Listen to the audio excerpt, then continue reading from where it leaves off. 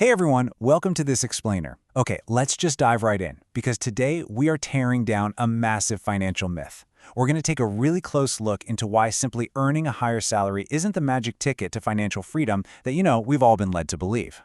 Through the concepts we're covering today, we're going to build a concrete step-by-step system for your money, so get ready to completely shift your perspective on what it actually means to be wealthy. I want you to start by just picturing this scenario. Imagine two people, they wake up at the exact same time, commute the same distance, work equally hard all day, and bring home the exact same paycheck. On the outside, their lives look literally identical, but fast forward 5 years, one of them is still sweating bullets at the end of every single month, while the other, they're completely calm, collected, and financially secure. Why? It wasn't a lottery win, it wasn't some sudden inheritance. The difference comes down to one fundamental principle that we are going to map out right now. Section 1. The Tale of Two Earners, Ravi versus Samir. Let's anchor this with a quick story. First, we've got Ravi. He's what you'd call a reactive earner. Now, both Ravi and our other guy, Samir, have similar jobs, similar salaries, and similar dreams, right?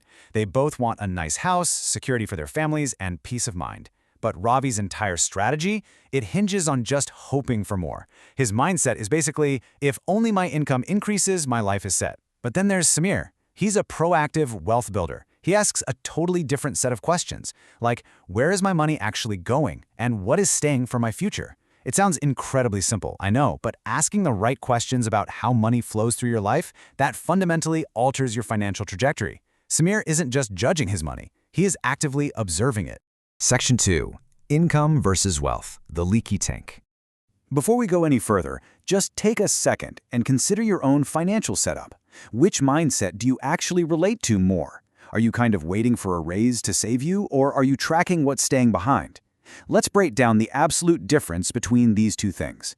Income is just the money coming in. It's an active process. You trade your time and energy and you get cash in return. Wealth, however, is completely different. Wealth is the value that stays with you, the value that grows on its own, and most importantly, the value that helps you survive and thrive even when you are actively not working. Think of it like this. Income is a flow, but wealth is a reservoir. This next analogy really brings it all together. Imagine your financial life is a water tank. The water flowing in from the top, that's your income. But at the bottom of the tank, there are holes, and these are your expenses. If your strategy is just to increase the water flowing in, but you never actually bother to plug the holes at the bottom, well, that tank is never ever going to fill up. The water just runs right through. And man, that is the reality for so many people. The money arrives, but it never actually stays to build a future. Section 3. Navigating traps and thieves, protecting your money. So if we need to plug those holes, where do we even start? Well, before we can even begin to think about growing a massive portfolio or getting rich, we have to learn how to play defense. An emergency fund is exactly like a helmet. Look, life is unpredictable, right? A sudden medical bill, a broken phone, a job loss, or some urgent home repair, that stuff can happen to literally anyone. If you don't have a buffer, a minor inconvenience suddenly becomes a major financial disaster. Just like a motorcycle helmet, an emergency fund isn't flashy. It doesn't help you win the race. But when you inevitably hit a bump and fall, it saves your head. Before you play the game of growing money, you absolutely must play the game of protecting yourself from a fall. Okay, so let's say you saved your money. Great! But if it's just sitting under your mattress or hanging out in a zero-interest checking account, an invisible thief is robbing you every single day. And that thief, it's inflation. Think of it like having a beautiful box of chocolates. The number of chocolates doesn't change, so you think you're safe, right? But over time, every single piece of chocolate slowly shrinks. $100 today might look like $100 10 years from now, but its purchasing power, what it can actually buy you, will be significantly smaller. So just hoarding cash isn't enough. You have to actively defend against the shrinking chocolates. Section 4. The Power of Compounding, Growing Your Wealth Safely. Now that we've got our helmet on and recognize that invisible thief of inflation, we can finally shift our energy to the offense. How did Samir, our proactive earner, actually build his system? Well, true wealth doesn't sprint. It grows. It grows exactly like a tree. You plant the seed today, and you're not going to get mangoes tomorrow. It requires daily watering, sunlight, and honestly, most importantly, it requires you to not uproot the seed every other day just to check if it's growing. This is the magic of compounding. Your money grows on the original amount you invested, and then it starts growing on its past growth. Your money goes to work, and then the money your money made goes to work alongside it.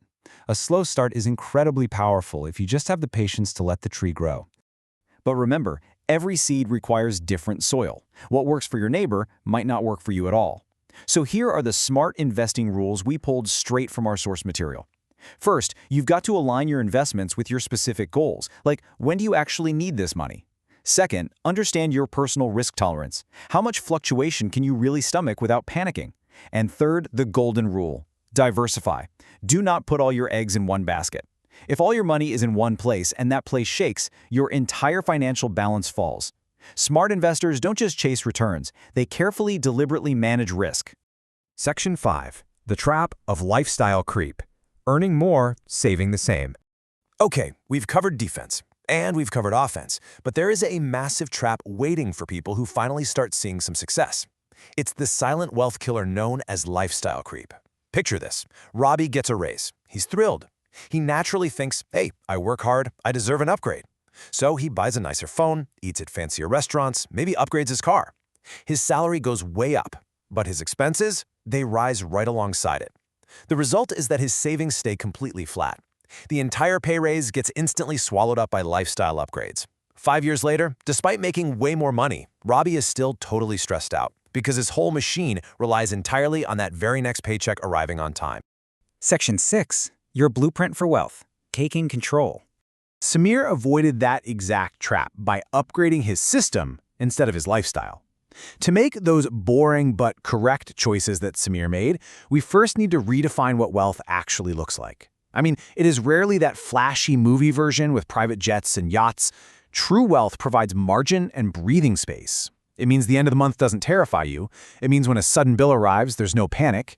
It allows you to make life and career decisions completely free from immediate financial pressure. Ultimately, wealth isn't about looking rich. It's about having absolute control over your own future. Wealth sparkles a little less, but it supports you a whole lot more. So here is your actionable 4-step blueprint that you can implement today to start shifting from Ravi's path over to Samir's path. Step 1. Track where your money is going for just 1 month. Seriously, don't judge it, just observe it. Step 2. Start building that helmet, a small emergency fund. Step 3. Automate your savings or investments, no matter how small the amount. Let the system do the heavy lifting for you. And finally, Step 4. Invest in your own skills, because the absolute best, most reliable asset you will ever own is yourself. Let's pull this all together with a rapid-fire contrast that basically summarizes everything we've explored today. Think about it like this. Income is active. It pays the electricity bill, it buys the groceries, it runs the house. But wealth? Wealth is both protective and productive.